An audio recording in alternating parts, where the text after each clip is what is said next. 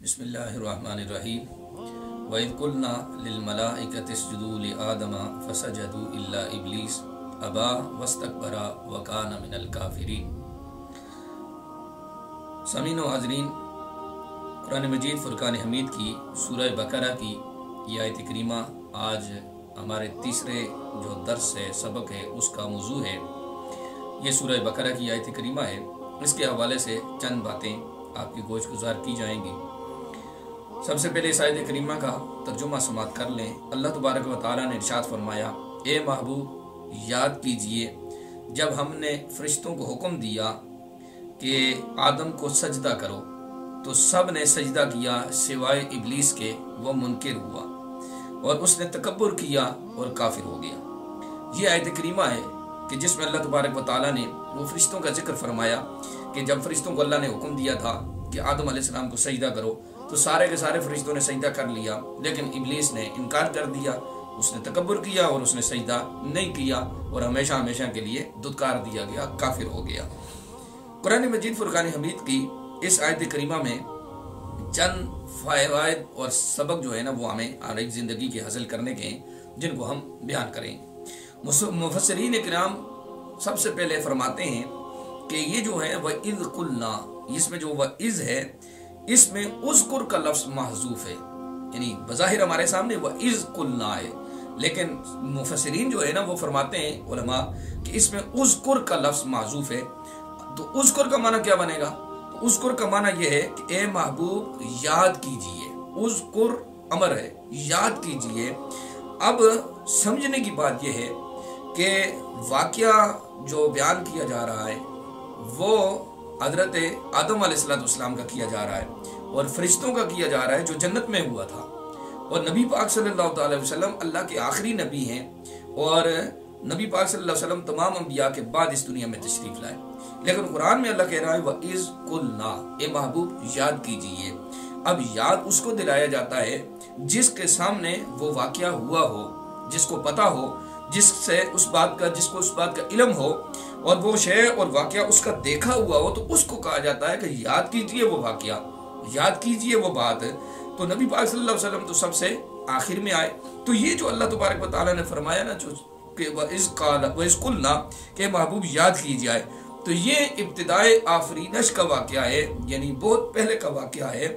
اس سے یہ بات بھی معلوم ہوا کہ جو کچھ ماضی میں ہو چکا ہے، نبی پاک صلی اللہ تعالیٰ علیہ وآلہ وسلم کی اس سب پر نگاہ بھی تھی، اور ماضی کا کوئی واقعہ جو پیش آیا حضور علیہ السلام سے مخفی نہیں تھا، بلکہ ماضی، حال اور استقبال، ابتدا سے لے کے قیامت تک ہر شے کا علم اللہ تبارک و تعالیٰ نے اپنے محبوب صلی اللہ علیہ وسلم کو عطا فرمایا تھا۔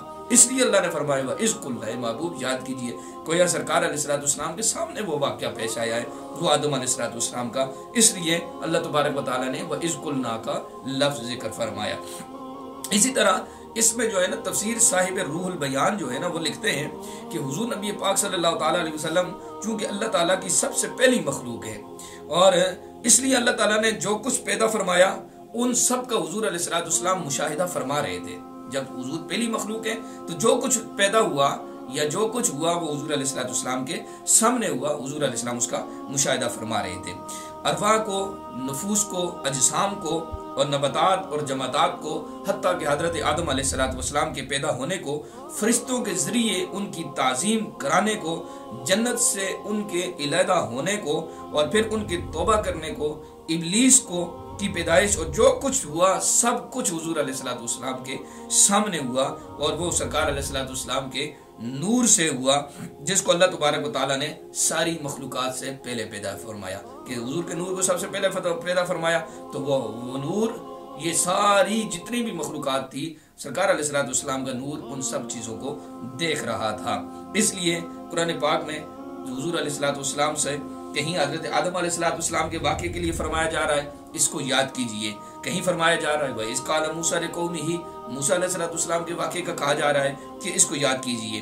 تو معلوم ہوا تمام واقعات حضور علیہ السلام کے سامنے ہوئے ہیں، اس لیے اللہ تبارک و تعالیٰ فرما رہا ہے وَإِذْ قَالَ مُوسَىٰ وَإِذْ قُلْنَا لِلْمَلَائِكَةِ اسْجُدُوا۔ ایسے آپ کو کئی واقعات ملیں گے قرآن مجید فرقان حمید کی آیات کریمہ میں، جہاں رب تبارک و تعالیٰ وَإِذْ استعمال کر رہا ہے، گویا یہ سارے واقعات حضور علیہ السلام کے سامنے ہوئے ہیں۔ اور اس سے بڑھ کر دلیل یہ ہے کہ جو تفسیر کی سب سے معتبر کتاب ہے تفسیر خازن میں لکھا ہے کہ الرحمن علم القرآن خلق الانسان علمہ البیان، اس میں انسان سے مراد یہ جو ہے نا الرحمن علم القرآن خلق الانسان، اس انسان سے مراد حضور علیہ السلام کی ذات ہے۔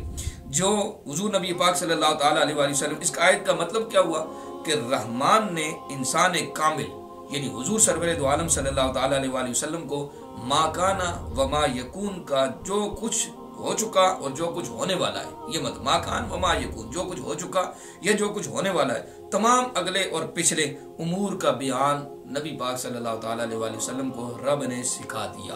یہ معنی الرحمن علم القرآن خلق الانسان، کہ اللہ تبارک و تعالیٰ نے محبوب صلی اللہ تعالیٰ علیہ وسلم کو سب کچھ سکھا دیا۔ تو یہ تفسیر خازن میں سورہ رحمان کی تفسیر میں یہ بات بھی موجود ہے۔ اس آیت کریمہ سے ایک فائدہ یہ حاصل ہوتا ہے کہ ابلیس کتنا بڑا عالم تھا، عابد تھا، زاہد تھا، لیکن اس کو آدم علیہ السلام کو سجدہ کرنے کا حکم دیا گیا کہ سجدہ کرنا۔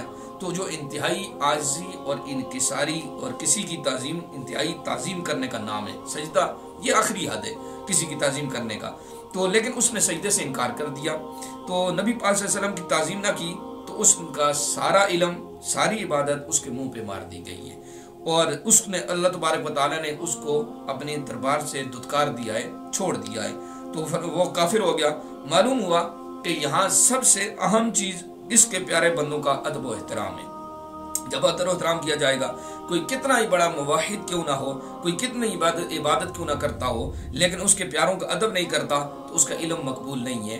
تو یہ بھی اس آیت کریمہ سے پتہ چل گیا کہ تعظیم ہی سب کچھ ہے، یعنی تعظیم کریں گے تو اللہ تبارک و تعالیٰ عزتیں عطا فرمائے گا، شانیں عطا فرمائے گا۔ تو اگر تعظیم نہیں ہوگی، تکبر ہوگا، تو ان اللہ لا يحب المتکبرین، اللہ تبارک و تعالیٰ تکبر والوں کو پسند نہیں فرماتا۔ اللہ تبارک و تعالیٰ ہمیں اس پاک کلام کو سمجھنے کی توفیق عطا فرمائے۔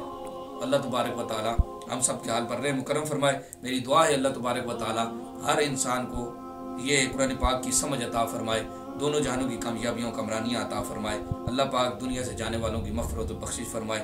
اللہ تبارک و تعالیٰ بیماروں کو شفا عطا فرمائے۔ وصلی اللہ تعالیٰ علی خیر خلقہ محمد و علی آلہ و صحبہ اجمعین۔